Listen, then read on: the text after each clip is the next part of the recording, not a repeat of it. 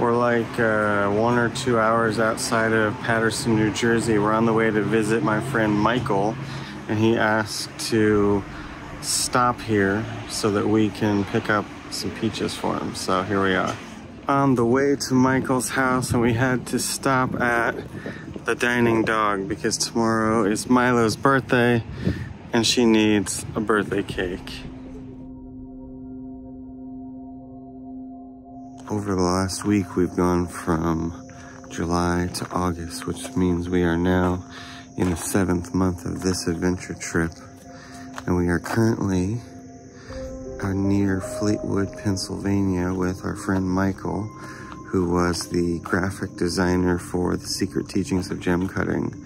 And we are gonna go to a mine today and dig out some quartz, but also it is baby Milo's birthday. So the downhill is going to be steep for Milo. We'll have to put him in the backpack for sure, because I don't think that she'll be able to climb that. Wow. We're in McAdoo, Pennsylvania at a former coal mine where there's a layer of quartz crystals inside this quarry that we can access.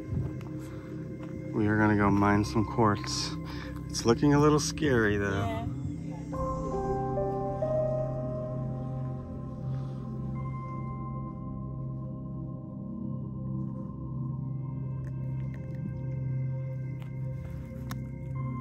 That's the edge. I'm glad I have gloves on. I can feel the friction. What do you think? Are you excited to do that? I don't know. It's gonna sound worse than traveling with Vincent right now. This part's the hard part here. I'm okay. You know, I don't think the dog will change too much. Where is the big quartz? See. Yeah, and that one's pretty clean through and through, like a veil, but that would be nice anyway. So how long have you been out here today? Like an hour and a half. Cool. Yeah, Are you mining on your birthday, Milo? Make her a nice crystal necklace. Yeah, if we find something, we need to catch it. Yeah.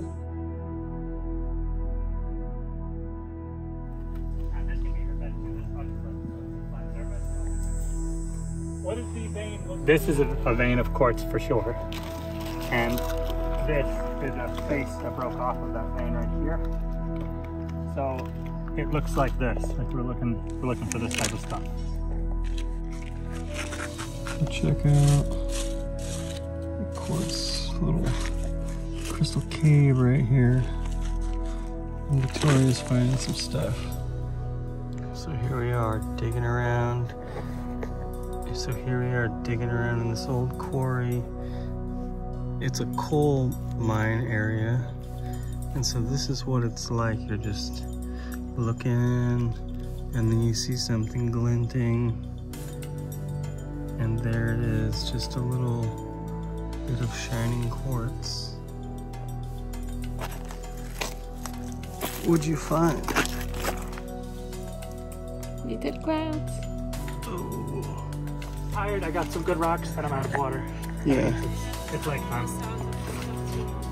Tell me about the air conditioner though. There's a giant cave under here with all natural air conditioning blasting us.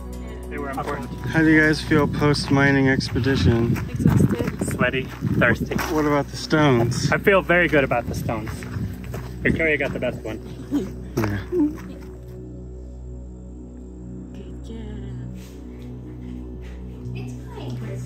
Is that your birthday cake, Milo?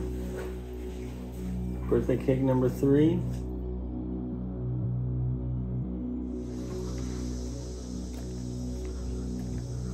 Right here. We gotta get welcome to Crystal Cave behind us, you guys.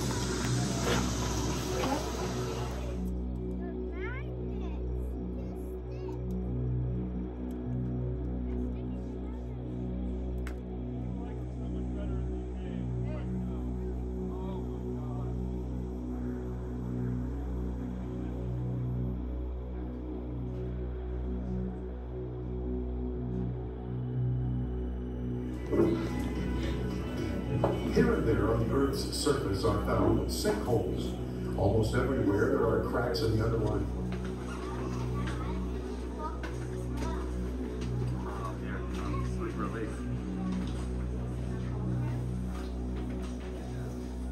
Welcome to Crystal Cave. Crystal Cave was founded accidentally by two farmers in 1871. They were blasting holes in the side of the hill here looking for limestone. They ended up finding the cave instead. When they first entered the small opening of Crystal Cave and crawled inside, this is the first formation they would have seen right here. We call it our ice cream cone. And it's a dripstone, so the stalactite holds tight to the ceiling and drips down onto the stalagmite, which you might trip over.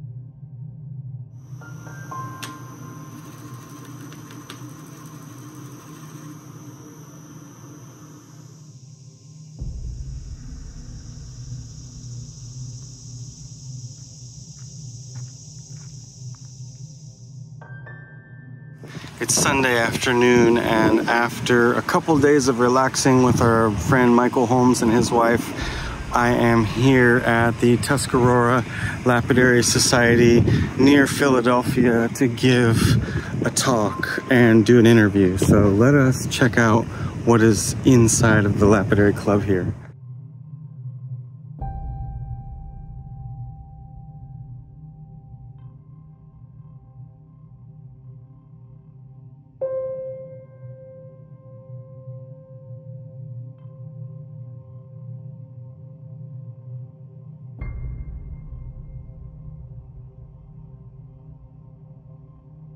Talked to and even interviewed today that are part of the documentary that I'm working on.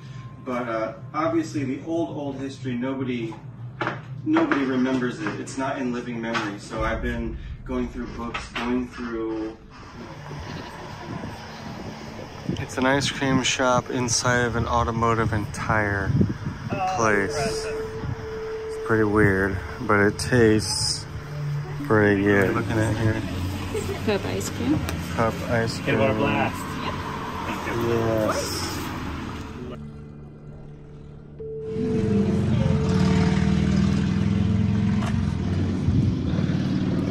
You're going to have a brain freeze made up. We did 2 interviews and a talk today, and now we got the scented candles and the bath bomb. And you know what time it is. Relaxation time.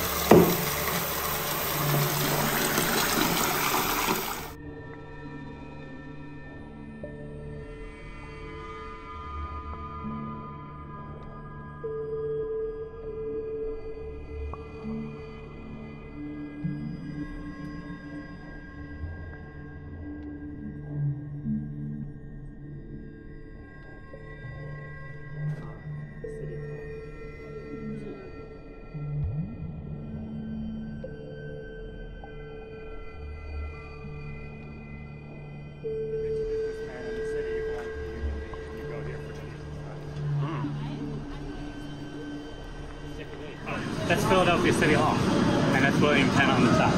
Okay. Until, I want to say the 1980s, that was the tallest building in Philadelphia. It is really tall. It doesn't look like it, but it's huge. I was going to say, that's the one fact I do know. And it was taboo to build it taller than William Penn's hat.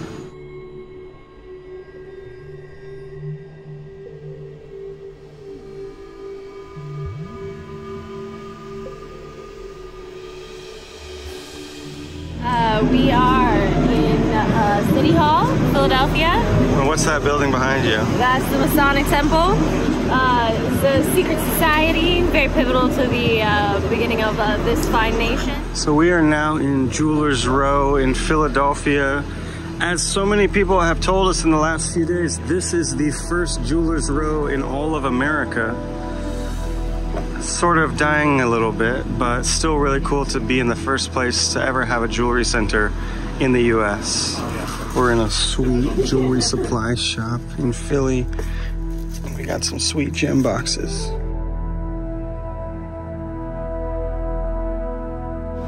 I love the old-timey look of the buildings too. Yeah. Look at the top of the building. It has a diamond shape with the initials in it, 1921. Oh yeah.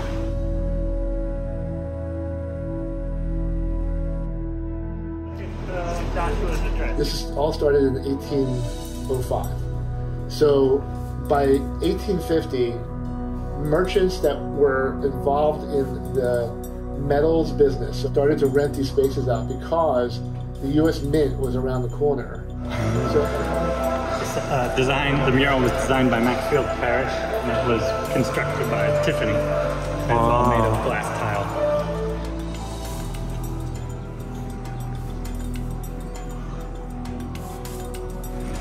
This is Independence Hall. It's where they signed the Declaration of Independence and the Constitution. And this is where they decided that we would go to war against England. Independence Square. Okay, behind the sun glare is the Liberty Bell. Right over here somewhere.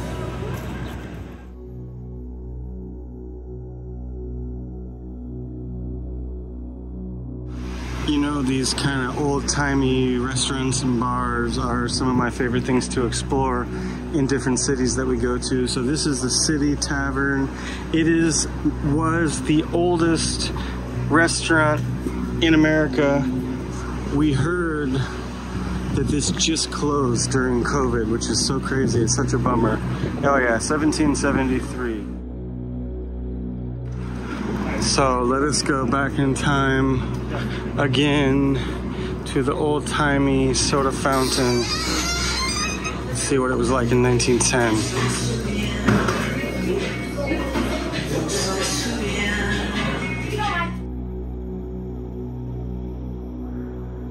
We're at the Mercer Museum in Doylestown, Pennsylvania.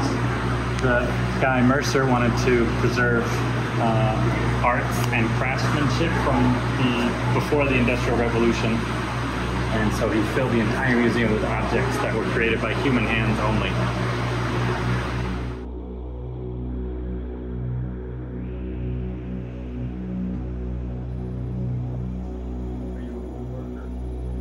No, I'm a gem cutter.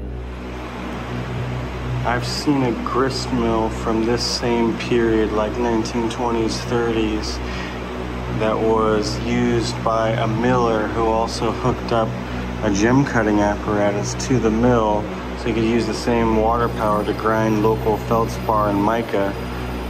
And that thing right there looks so similar to, I mean, obviously it's a grain grinding sandstone mill, but it could be repurposed as a gemstone cutting mill like they did in Idar Oberstein back in the 14 and 1500s. So cool.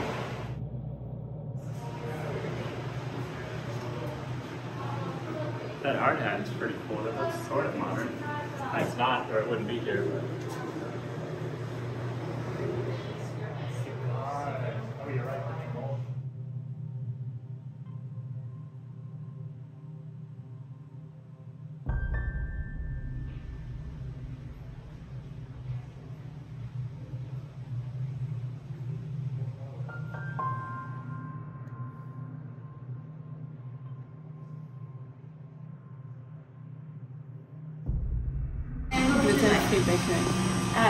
Blueberry lemon donut. It's peach season in Pennsylvania, and I was dreaming of a peach smoothie, and finally I got the peach smoothie among so many other wonderful peaches. We're in Baltimore. I have to say, this is the least interesting city that we've been in so far, and in places it's a little bit scary. A lot of weirdos and crackheads everywhere, but Milo likes it. It's 10 o'clock at night. I'm in Annapolis, Maryland, about an hour south of Baltimore. I just did a really good talk for the club out here, and now they're showing me a 10 o'clock at night secret visit to the Lapidary Club. Let's check it out. This is like the secret midnight visit. Just take the belt off, put the other belt on and stuff. Okay. So each station is just for a certain grit, or you can do any grit? The hard wheels are for your rough, but then you can just take these belts off. These are expando drums. Oh, okay. So you can just change. Okay. A whole rack of belts out there. So how many people might be in here at one time on a good day? Will all the machines get filled, or it's not that busy? On a good day, yes. In the last year, it's happened, but post-COVID, it's less. Threaded at the side of the cab machines for a diamond. Hey, guest speaker, who's that? Who's that guy? Beautiful stuff, but Got the Mark IV graves or Mark II graves or something. yeah, I think they're Mark IVs. So, and then, do you guys is the faceting a class, or just people can just use the machines as they want? Generally, we say take a class before you use the machines, just Okay. to make sure that you're treated well. It's almost midnight. I'm just getting back to Baltimore, which is where we have come to after our Philadelphia trip. And yeah, what a day. I had a wet drive down to the club. I bought a new camera lens along the way to improve the quality of the documentary footage that we've been taking, and did a talk and to a visit to the Lapidary Club, and now finally back to the hotel. This is the most fabulous crab cake money can buy. This is a Greek family that has a recipe that can't beat. It's Maryland crab cake. And how he lived and breathed math like it was a language to him. He'll get a kick out. I mean, I want you to have these. Where are we right now? In a candy shop. A super candy shop, and we're getting... Milo is welcome. Milo's welcome. She wants that vintage candy.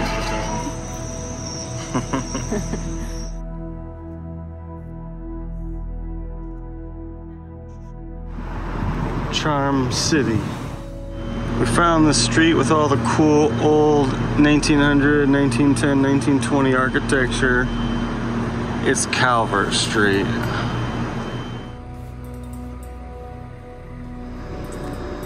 George Washington.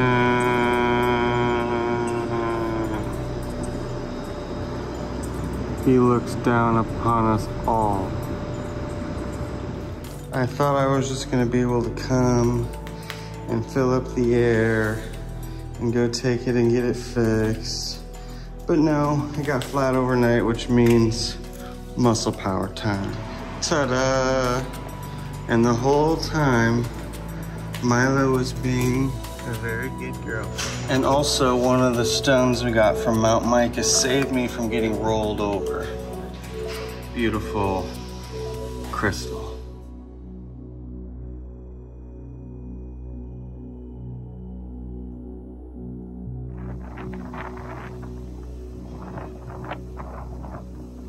Baby's first steak in the shade. I'm removing the shoe glue from the fries. American call it cheese. This is not cheese. A new afternoon adventure.